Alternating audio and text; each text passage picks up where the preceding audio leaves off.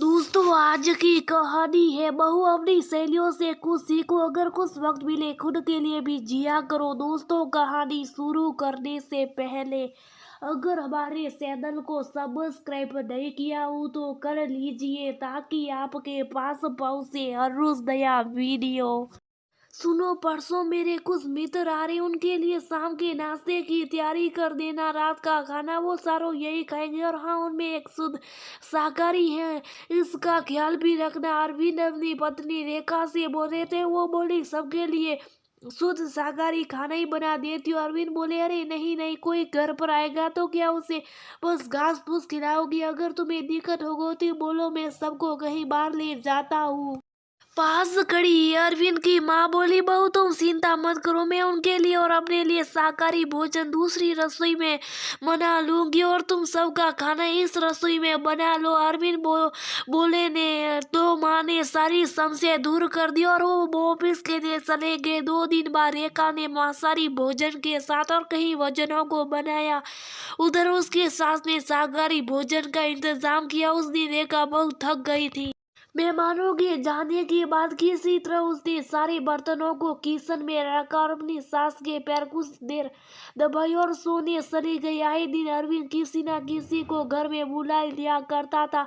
वो अपनी परेशानी बताती थी पर वो ज्यादा ध्यान नहीं देते थे। समय यूं ही चलता रहा। रेखा बच्चों और परिवार में व्यस्त रहती थी। एक रोज उसकी बहुत पुरानी सहेली का फोन आया। उसने बताया कि कॉलेज की एक सहेली उसके घर आ रही है। वो रेखा को भी रात के खाने पर बाहर ले जाना चाहती थी।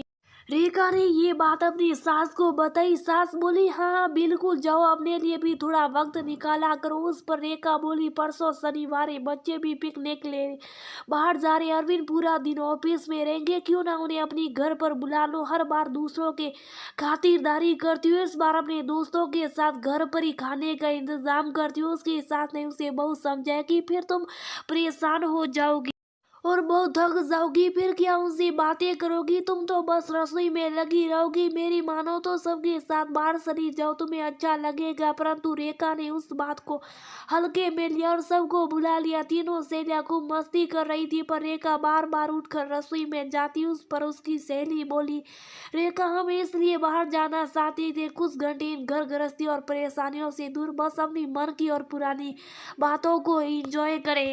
मगर देखो तुम हमारी वजह से अभी भी परेशान हो। वो बोली अरे नहीं, ऐसी परेशानियां तो हर महीने मेरे घर में आती रहती है। आए दिन मेरे पति किसी ना किसी को बुलाती। उस पर उसकी सहेली बिना बोली, वही तो मैं बोल रही हूँ कि हम औरतें अपने घर गृहस्थी के झंडाओं से बाहर ही नहीं निकलना चाहती। ये माया जाल खुद ब खुद नहीं आते, हम उन्हें खुद अपने पास बुलाते और अपने मन के माया जाल में फंसती जाती है।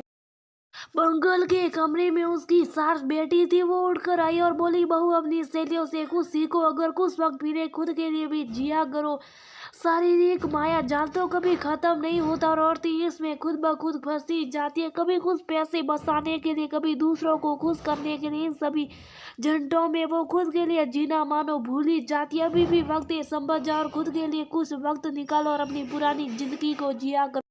रेखा की दूसरी सहेली नैना बोली, तुम बहुत भाग्यशाली हो कि तुम्हें उस घर में एक औरत मिली है जो तुम्हारी भावनाओं को समझती है, वरना तो हम अपने घर में खुद सी बातें करते और आईने से अपनी कथा सुनाते। दूसरों को कितने दिन हम खुश करते रहेंगे? सही कहा माँ जी ने, अब अपने पुराने दिनों को भी हम जिया करेंगे। रेखा बोली चलो अब ये तय रहा कि हर 3 महीने में हम एक बार मिला करेंगे और पूरा दिन घर गृहस्थी के माया जाल को तोड़कर पुराने सपनों को जिया करेंगे।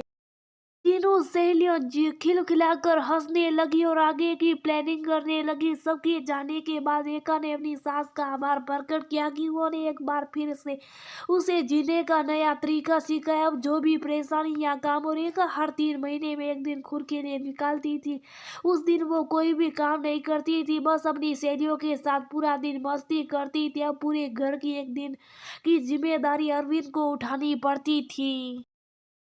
सही कहा, किसी ने औरतें खुद की दुश्मन बन जाती और नई नई उलझनों में खुद को फंसाती है। कई बार पति बोलते भी है कि चलो बाहर खाना खा लेते हैं, परंतु समझते बसाना तो ठीक है। कई बार पैसों को बचाने के चक्कर में अब खुद ही रसोई में लग जाते। कुछ वक्त अपने लिए भी निकालना सही और उन पलों को अपने परिवार और साथियों के साथ एंजॉय कीजिए।